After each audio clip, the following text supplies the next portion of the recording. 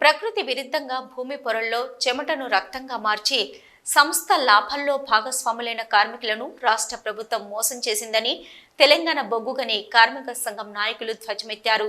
పెద్దపల్లి జిల్లా రామగుండం రీజియన్లో కార్మికులు నల్ల బ్యాడ్జీలు ధరించి విధులకు హాజరయ్యారు. సింగరేణి నికర లాభం 4,701 కోట్లు అయితే 33% వాటా ప్రకటించిన కాంగ్రెస్ ప్రభుత్వం లాభాల వాటలో అంకెల గారిడి ప్రదర్శించిందన్నారు. సింగరేణి కార్మికుల లాభాల వాటా చెల్లింపులో యాజమాన్యం ప్రభుత్వం దగా చేశారని నాయకులు ఆగ్రహం వ్యక్తం చేశారు.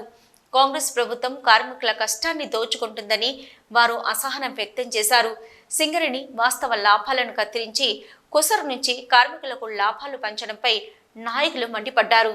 ఉప ముఖ్యమంత్రి ప్రకటించిన నికర లాభం నుంచి కార్మికులకు 33% వాటా పంచాలని, లేని పక్షంలో దశలవారీగా పోరాటాలను ఉధృతం చేస్తామని వారు ప్రభుత్వాన్ని హెచ్చరించారు. లాభాల వాటా చెల్లింపులో యాజమాన్యం, రాష్ట్ర ప్రభుత్వం, మేనేజ్మెంట్ కలిసి కార్మికుల్ని తీవ్రమైన దగా చేసినాయి. 4,701 కోట్లలో 33% అంటూనే వాస్తవ పర్సెంటేజ్ ఎంత అంటే 16.9 మాత్రమే. ఇది కార్మిక వర్గం గ్రహించింది. దాని వ్యతిరేకంగా ఇలా వీధుల్లోకి వచ్చి పోరాటాలు చేయని కార్మిక వర్గం అంతా కూడా సిద్ధమవుతున్నది. దానిలో భాగంగా ఇవాళ తెలంగాణ బొగ్గని కార్మిక సంఘం ఆధ్వర్యంలో ఇవాళ బ్లాక్ బ్యాడ్జెస్ పెట్టడం జరిగింది.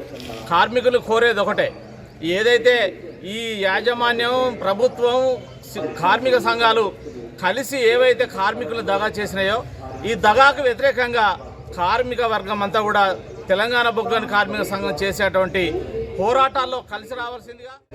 దేనికోసం అని చెప్పేసి ఇలా ప్రజలంతా కూడా, ఇలా కార్మిక వర్గం అంతా కూడా చూస్తున్నటువంటి పరిస్థితుల్లో భాగంగా మొన్నటికి మొన్న ముఖ్యమంత్రి గారు వారి సమక్షంలో ఏదైతే బట్టి విక్రమార్క ఉప ముఖ్యమంత్రి గారు ప్రకటించినటువంటి కార్మికులకు సంబంధించినటువంటి లాభాల వాటా 4,701 కోటి రూపాయలు అయిందని చెప్పేసి లాభాలు వచ్చాయంటూనే దానిలో కార్మికులకు 33% ప్రకటిస్తున్నామని చెప్పేసి అని తెలియజేస్తూ, మరి నిజంగా కూడా ఆ 33% ఇవ్వకుండా ఇలా కార్మిక వర్గానికి లెక్కలలో తప్పుడు లెక్కలు చూపించి మోసం చేసేటువంటి విధానాన్ని ఏదైతే ఉందో దాన్ని టీబీ కేసుగా మేము వ్యతిరేకిస్తూ ఉన్నాం.